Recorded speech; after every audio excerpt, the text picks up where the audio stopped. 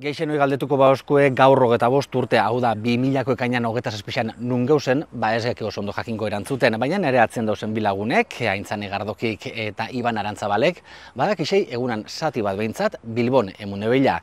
Zertan, Goiena Kooperatiba elkartia notario aurrian erregistratzen, notario aurrian eta euskaraz.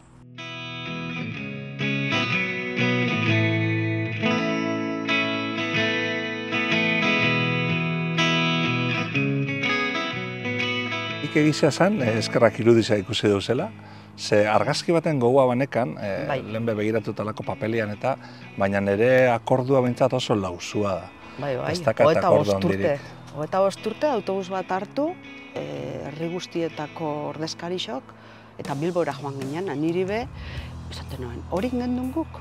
Denboria pasau egiten dela, eta gauzak astu be, baina zorionez egin zan. Bai, eta notario aurrera, ez da, notario orduan bakarra, euskara zetxea posible zena, Andres Urrutiakin, ondikan euskaltzen buru dana, orain bintzat euskaltzen buru dana, eta alaxe egin ginoan, elkarte bakoitzetik, herri bakoitzetik, euskara elkarte, zuenian gainera guraso elkarte izan. Gu guraso elkarte, ni Gatzagako gure ordezkari moduan joan itzan, eta Gatzan momentuan, harri txikina izanik ez zauen euskara elkarteik, eta sasoi hartan, ume pila bat jaixo ziren, 11, pila bat esaten du, baina 11 izan ziren. Pila bat. Talendik, baiuzen beste batzuk, orduan guraso elkarteak hartzen zituen ardura horiek. Eta alaxe joan itzan, gure elkartiaren izenian Bilbora, bai. Gure kasuan be izan, Gazte Asanbladatik sortu eta zegoan mugimendu indartzu bat, eta arek sortu zegoan Goibeko kale.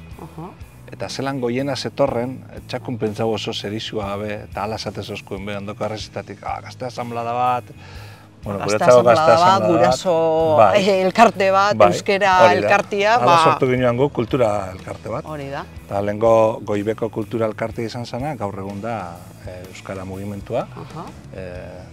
Taupa barruan dagoen mugimentua, eta Goibeko deitzen jarraitzen dau, eta hori da jabekidetza daukan hori momentuan Goiena, gurele daukan momentuan.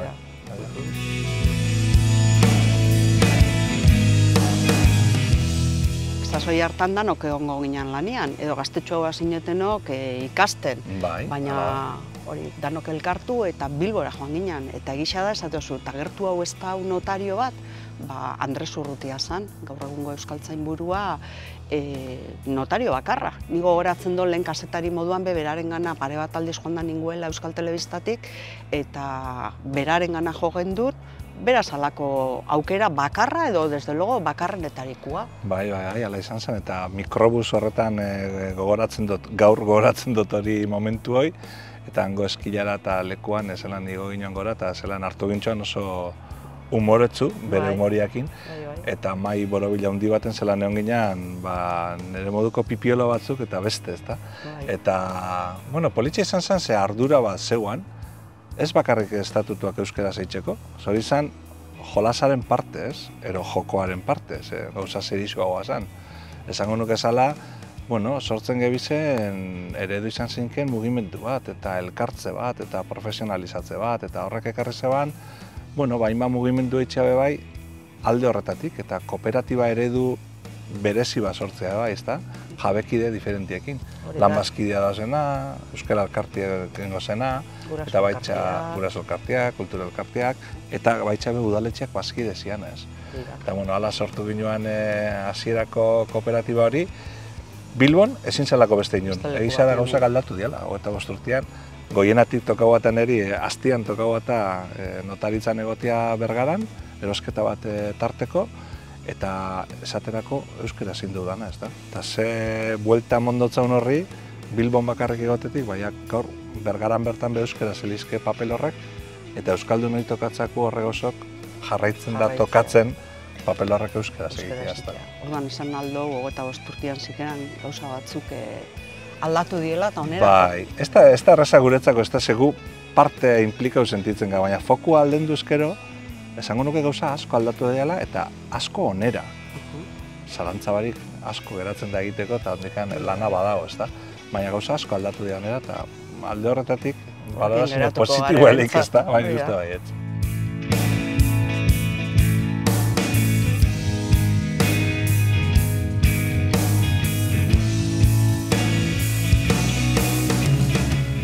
Iban Arantzabalek eta Aintzane Gardokik Andres Urrutiaren izena aipatu dute. Ordu hartan erregistroak euskaraz egiten zituen notario bakarra eta zuetako askorendako izen ezaguna 2005 geroztik euskaltzainburua ere badelako. Andres Urrutia, kaixo? Kaixo, egunon. Egunon. Bueno, hainbat debagoiendar hartu zen dituen zuk 2000ko ekainaren 27 hartan, zeure notaritzan, hor Bilbon, gogoan duzu egun hura? Bai, alaxe da, eta gainera gogoan bakarrik ez, Bilbora etorri eta, Ondarroan eginan nituen hainbat eta hainbat, baina gero Bilbora etorri eta bakizu Bilbon horretan ardeldentsuagoa da. Eta orduan euskerazko dokumentuak ere aurrera ateatzeko gogoa, aurrera ateatzeko bidea ere nahi nuen pixka bat erraztu eta nahi nuen hori zabaldu eta eutzi. Eta sustatu. Claro, kontua zen esateateako horren nolaiteko oinarria oso garrantzitsua zen euskararen ikuspegitik orduko hartan sortzen ari zen euskalgintzaren ariak nondik zetorren eta ari horiek instituzionalizatzeko eta erakundetzeko ezinbesteko bidea zen, zuen moduko bidea hori ere euskeraz sortzea, ez bakarrik gaztelaniaz sortzea. Horrek ondorio biderkatzaile bat zeukan, alde batetik ez bakarrik dokumentu euskeraz egitea, gero erregistratu ere euskeraz egiten zen. Eta hori, orduko hartan, autonomia edo nolaiteko Eusko Jaurlaritzaren erregistruetan euskeraz dokumentuak agertzea oso bitxia zen. Hori, normaltasunez jokatu beharrean oso bitxia zen. Eta orduan, ohikotasun hori sortzeko, ohikotasun hori aurreratzeko oso baliagarri izan zen, zuen ekimena. Zergaitik, oso argi zegoelako zertara zetorren euskal kultura sustatzeko, eta euskal kulturaren sustatze hori euskararen bidez egitea.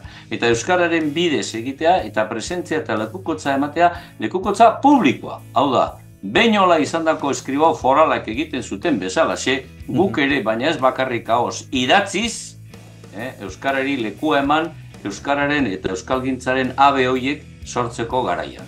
Harritu zintuen, deitu zizutenean zu, debagoienetik joango gara, erregistroa euskaraz egitera, ez dakit ohikoa zen, ez? Harritu pixka bat, bai, garai hartan, esateateako notario iaia bakarra, ni eta nire bezer hori notario bazkide, Juan Ramon Manzano ginen euskaldun bakarrak, eta gero ez bakarrik notario izatea, gauza bada euskaldun izatea, gauza bada ahoz hitz egitea, baina gero beste gauza bada hori islatzea eta hori sartzea idatzietan. Eta idatzi, indar juridikoa daukaten idatzietan. Hori izan garrantzitsua, hori egitea. Gaur egunean zorionez, badira esateatako notario gazte direnak, euskaldun direnak, bildur gutxiago diotenak testu idatziari, zen badirudi alako nolaiteko bildur bat dauela, baina horre gauzak gaztelaniaz jarditzagun bada, espada, gero igual, ondoriorik ez, euskaraz ere erabiltzen baldin badira, eta euskaraz jartzen baldin baituzu ondorio berbera dira, horretarako dira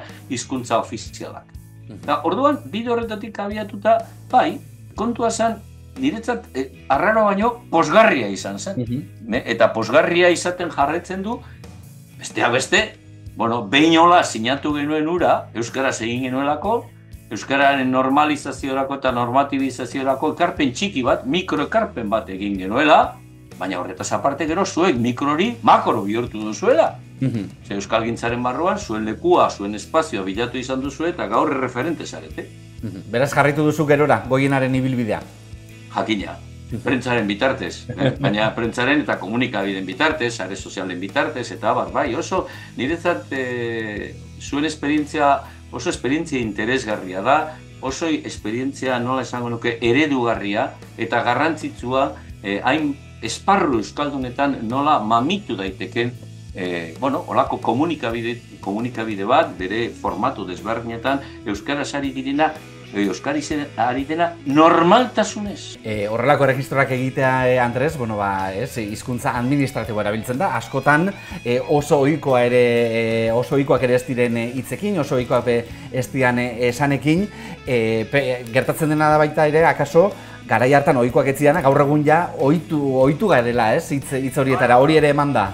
Hala da, eta hori garrantzitsua da, hor dokumentu horiek euskeraz egitearren, lortzen ziren ondorioak bi ziren alde batetik euskeraz egitearen eta beraz euskeraren estatusa goi mailara eramatea, eskitura publikoak, registro publikoa eta gero bigarrena euskera bera ere trebatzea terminologia berri horren bitartez. Gaur egunean, lehen komenta, gaur egunean kudeatu, gaur egunean hipoteka, gaur egunean base esango zu salerosketa, gaur egunean saltzailo eroslea, gaur egunean horrelako gauzak lehen hizkuntza arruntetik aurrera joan direnak, eta gaur gure artean erabili egiten ditugunak bat ere problemari gabe.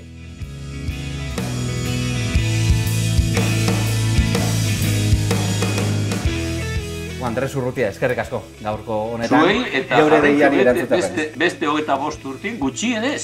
Hori da, gutxienez, gehiago badira, ongi etorriak beste horiek ez ditut ikusikoa, baina gutxienez beste 25 urte eta gehiago. Eta gehiago. Andres Urrutia, eskerrik asko benetan. Biba zuek.